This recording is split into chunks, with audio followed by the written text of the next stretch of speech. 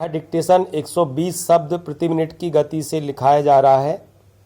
Ready start. सभापति महोदय, आपके माध्यम से मैं राजभाषा समिति से प्रार्थना करूंगा कि वह अपनी अंतरिम रिपोर्ट सरकार को दे दे ताकि इस संबंध में जो ढील है वह दूर हो। आज संसार के लगभग 100 विश्वविद्यालयों में हिंदी पढ़ाई जा रही है। दूसरी तरफ हमारे देश में हिंदी या क्षेत्रीय भाषा नहीं पढ़ाई जाती है। भारत सरकार की नीति के अनुसार भारतीय भाषा शिक्षा का माध्यम होनी चाहिए, लेकिन कहीं भी भारतीय भाषा माध्यम नहीं हो पाई है। हमें इस बात का प्रयत्न करना चाहिए कि वह शिक्षा का माध्यम बने।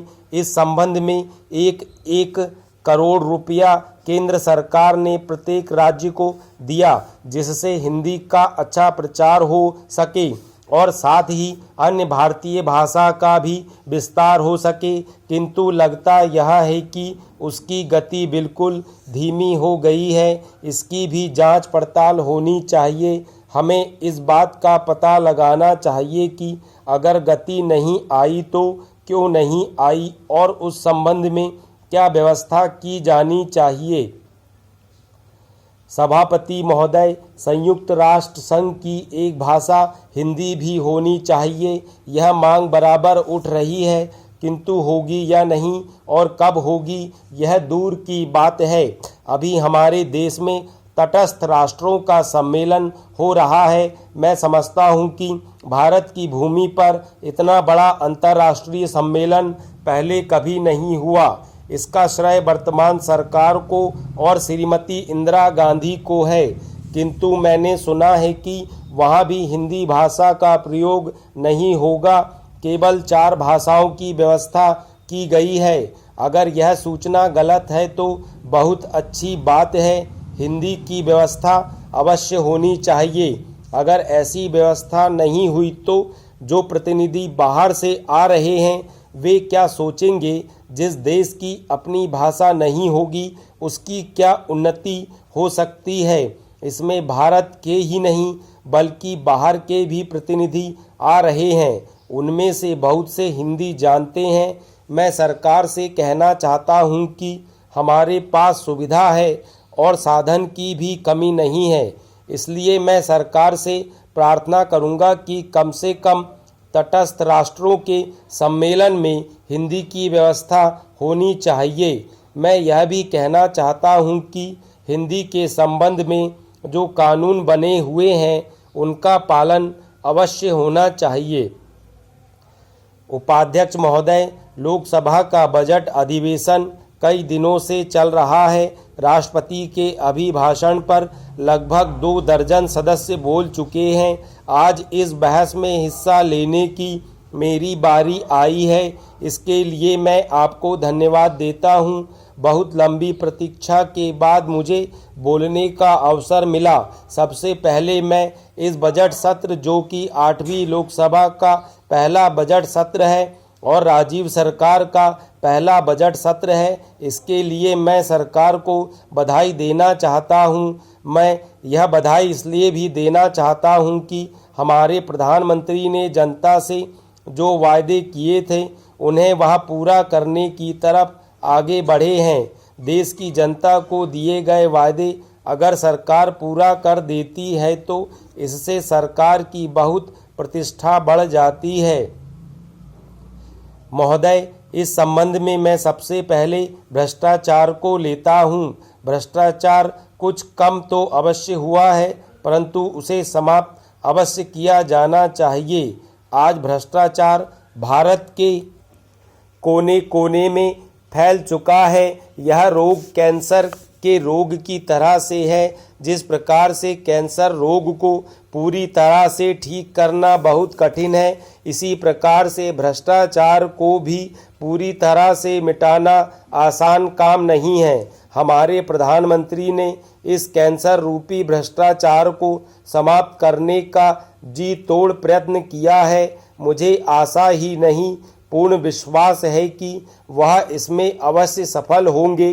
इस संबंध में मैं कुछ उदाहरण सदस्यों के सामने रखना चाहता हूँ। यह भ्रष्टाचार किस प्रकार से फैलता है। जनता को अपना काम कराने की जल्दी तथा गलत काम कराने से भ्रष्टाचार फैलता है।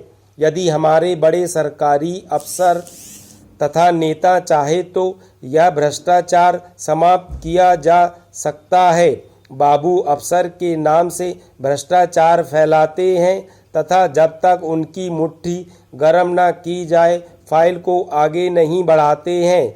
चपरासी अफसर से मिलाने के लिए अपना हाथ फैलाए रखता है। इन सब पर कड़ाई से पेश आना चाहिए। सरकार को ऐसे कदम उठाने चाहिए जिससे कि भ्रष्टाचार से जनता को राहत की सांस मिले।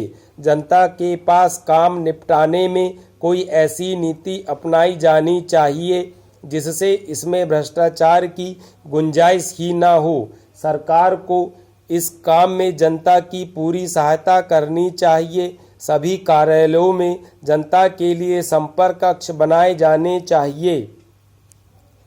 अध्यक्ष महोदय, इस देश के किसान को उसकी मेहनत का उचित मूल्य मिलना चाहिए, इस बात से इनकार नहीं किया जा सकता है। मैं इस सदन का ध्यान इस बात की ओर आकर्षित करना चाहता हूं कि जब जब भी किसानों को दी जाने वाली सहायता की बात की जाती है तो यहाँ पर कभी भी कोई ठोस निर्णय नहीं लिया जाता है। आश्वासन तो बहुत दिए जाते हैं कि हम किसानों को उनके द्वारा पैदा किए गए अनाज का उचित मूल्य देंगे, उन्हें वे सभी सुविधाएं देंगे जो शहरों में रहने वाले लोगों को मिलती है। किंतु मुझे दुख के साथ कहना पड़ता है कि इस सदन में दिए गए आश्वासनों को कभी भी पूरा नहीं किया गया है। कई बार किसानों को बाढ़ से या सूखे से बहुत नुकसान उठाना पड़ता है। उस समय सरकार की तरफ से उनको पूरी सहायता नहीं दी जाती है।